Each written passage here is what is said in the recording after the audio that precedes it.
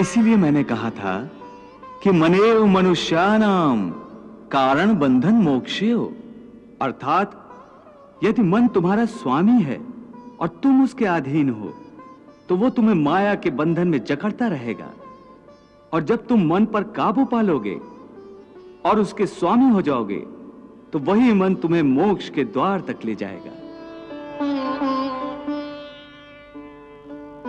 हे मधुसूदन, यह कहना तो बहुत आसान है कि तुम मन पर काबू पालो, मन के स्वामी बन जाओ, परंतु यही तो सबसे दुष्कर कार्य है। हे केशव, मन तो वायु की तरह चंचल है।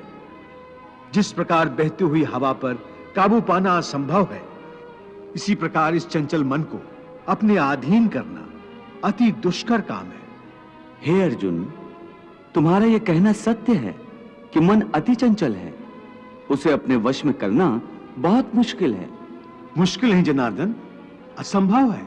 नहीं अर्जुन, मुश्किल अवश्य है परंतु असंभव नहीं है। तुम्हारा कहना है कि मन को वश में करने का कोई तरीका, कोई साधन भी है? अवश्य है। क्या है वो तरीका? असंशयम महाबाहो मनो दुर्निग्रहम चलम अभ्यासेन तु कौन्ते वैराग्येण च गृह्यते। अर्थात मन को वश में करने के लिए उस पर दो तलवारों से प्रहार करना पड़ता है। एक तलवार अभ्यास की है और दूसरी तलवार है वैराग्य की। अभ्यास और वैराग्य? हां, अभ्यास और वैराग्य। देखो अर्जुन, अभ्यास का अर्थ है निरंतर अभ्यास।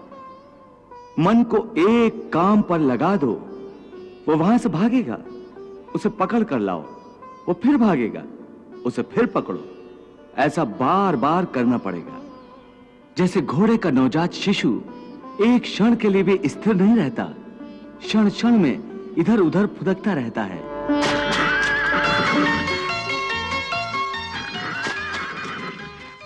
उसी प्रकार मन भी क्षण क्षण में इधर उधर फुदकता रहता है। एक चंचल घोड़े की तरह मन भी बड़ा चंचल होता है, और ऐसे चंचल मन को काबू करना उतना ही कठिन है जैसे किसी मुंहजोर घोड़े को काबू करना। ऐसे घोड़े को काबू करने के लिए सवार जितना जोर लगाता है, घोड़ा उतना ही विरोध करता है और बार बार सवार को ही गिरा देता है। परंतु यदि सवार दृढ़ संकल्प हो तो अंत में वो सरकश घोड़े पर सवार हो जाता है।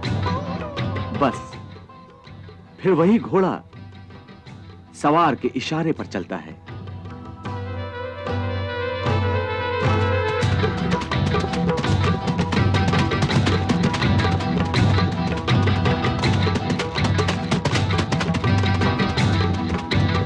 उसी प्रकार मन को भी नियंत्रण की रस्सी में बांधकर बार बार अपने रास्ते पर लाया जाता है, तो अंत में वो अपने स्वामी का कहना मानना शुरू कर देता है। इसी को कहते हैं अभ्यास की तलवार चलाना। जब अभ्यास की तलवार से ही मन ठीक रास्ते पर आ जाए, फिर वह दूसरी वैराग्य की तलवार की क्या आवश्यकता है?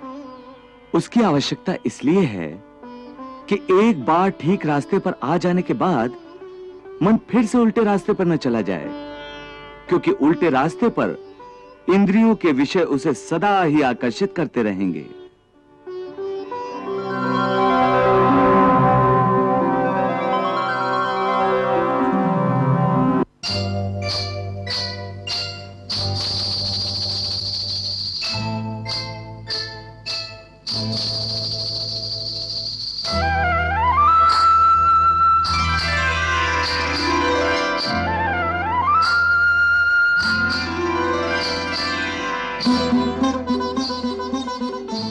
मिथ्या, भोग, विलास और काम की तृष्णा उसे फिर अपनी ओर खींच सकती है। इसलिए मन को यह समझना जरूरी है कि वो सारे विषय भोग मिथ्या हैं, असार हैं, योग माया के द्वारा उत्पन्न होने वाले मोह का भ्रम है। मन जब इस सत्य को समझ लेगा तो उसे विषयों से मोह नहीं रहेगा, बल्कि उससे वैराग्य हो जाएगा। और यही वैराग्य की तलवार का काम है कि वो विषयों के मोह को काट के मन को सन्यासी बना देती है। मोह से विमोहित जब बुद्धि तेरी भली भांति मोह रूपी दलदल को पार कर जाएगी। लोक परलोक से संबंधित भोगों के प्रति तब तेरे मन में विरक्ति भर जाएगी। वासना की वासना रहेगी तेरे पास तनिक, मन स्थिर हो जाएगा, कामना मर जाएगी रे अर्जुन। मन के स्थिर होने पर आत्मा ये परमात्मा रूपी सागर में उतर जाएगी, परमात्मा रूपी सागर में उतर जाएगी। प्रभु, विषयों का आभास तो